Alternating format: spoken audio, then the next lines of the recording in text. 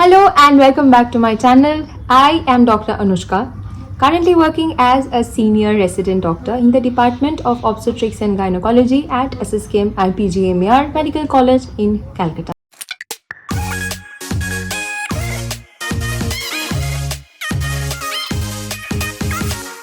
Now, first things first, people have been asking me about my senior residency journey. It has been only a month, so might not be the right time to talk about it, but I felt like so far it was so good. So I should be sharing my journey with you and my experiences as a doctor, senior resident so far. So first things first, who is a senior resident doctor? Many people trust me even today. Many of my family members also ask me, are you doing your internship? So I said, no, I'm a senior resident. And then they would be like, okay, so you are about to do your internship. Then I said, no. And then the person would be like, oh, okay, then you just got done with your internship. So for everyone, I think it's very important to know that our journey is extremely lengthy, but it's very structured. So once you get into your MBBS, which is around 18-19, when you appear for your NEET UG, you would get into one of the colleges and you'll get into your MBBS. After clearing your MBBS final year exams and completing your 1-year internship, you would get the degree and you would be prefixed for life. So you would be a doctor. So it'll around take you 5.5 to 6, sometimes 6.5 years. So after clearing and getting done with your internship, then you can actually appear for your NEET PG, which is the post-graduation entrance examination. You qualify for the exam, you clear the exam, and then your master's, MD or MS is usually a 3-year course. You can also get into DNB, which is almost of equal importance and significance, equally tough, if not more. So yeah, that's another path. After clearing that exam, which is conducted at the end of 3 years, you basically would be called a specialized doctor. So if you ask someone, are you a surgeon or are you a gynecologist? If the person says yes, more often than not, that person will also have an extra degree apart from a MBBS degree. After you qualify, so during those 3 years, you would be called a junior resident doctor. After that, there is a senior residency in places where there is a bond period that you have to serve. In West Bengal, it is of 3 years, and currently I am in the first year of the 3 years of senior residency. So if it was a ladder, I was of this length, I would be somewhere here in getting my completion as a gynecologist. So I hope things are slightly in a clearer situation at the moment. Now coming back to what my duty schedule is basically, or the duty schedule of a senior resident in Kolkata. So many people have been asking me about this, so here we go. Now honestly, it depends on where or which hospital you are a part of. I basically live in Calcutta. My house is very close to my hospital, and that is one of the reasons I chose this hospital. The first thing is that the duty hours would differ from place to place and from demand to demand.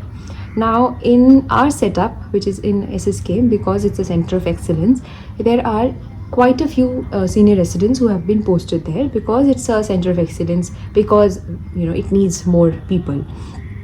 So the kind of duty hours is usually somewhere between 46 to 48 hours spread over the week. We have rotations every Sunday, like once in a few weeks we would actually have another 24-hour extra Sunday shift that we have to cover as a senior resident.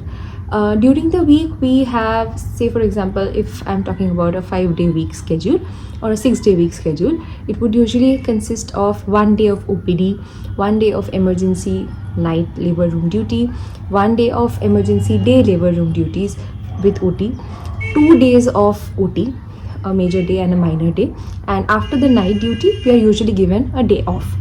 So that is how things are spanned in the life of a senior resident in Calcutta. So many people have been asking me that whether senior residency is easier than junior residency.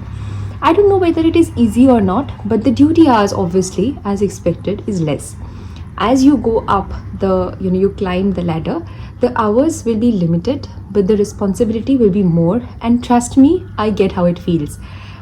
my juniors kind of have to do the kind of field work, but I have to ensure, being the supervisor, that everything is going as per plan and as is expected, and to make sure the things kind of function seamlessly in the hospital. We have our professors to take care of everything, of us, to kind of keep an eye on the juniors. Now, in terms of accommodation, as a junior resident, because you are a junior resident, it is expected that you would be within the hospital premises like 24/7.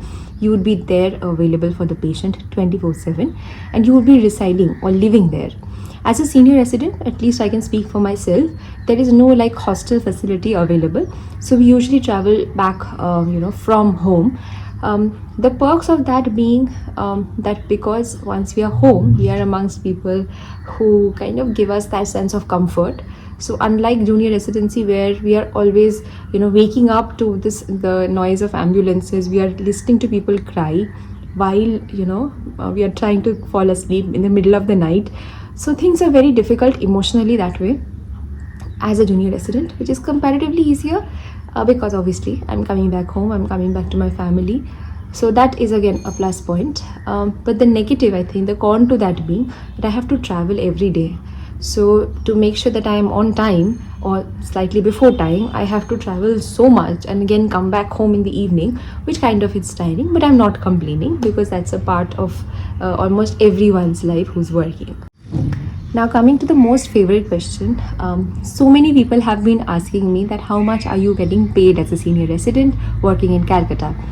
Now, I have not yet received my stipend, so I would like to keep this mystery.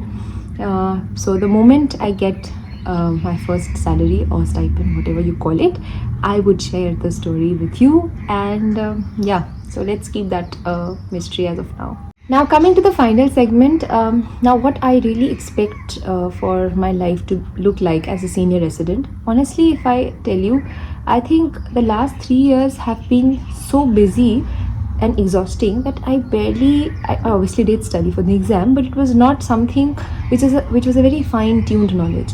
So I think I am in that position in my life currently where I want my knowledge to be kind of slowly tuned. I want to attend conferences. I want to be and feel that I belong to this particular community.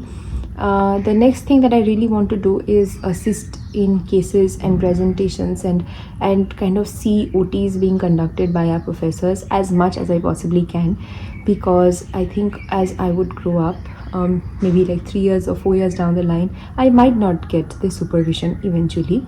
So this is the kind of prime time for me.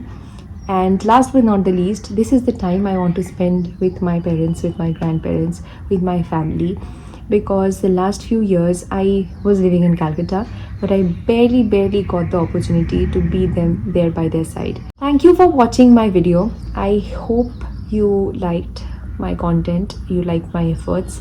I am really falling short of ideas, so I would not mind if you give me some content ideas, some advice as to how I should be editing my videos and so on. Do consider subscribing to my channel if you like my efforts. See you in my next video. Bye.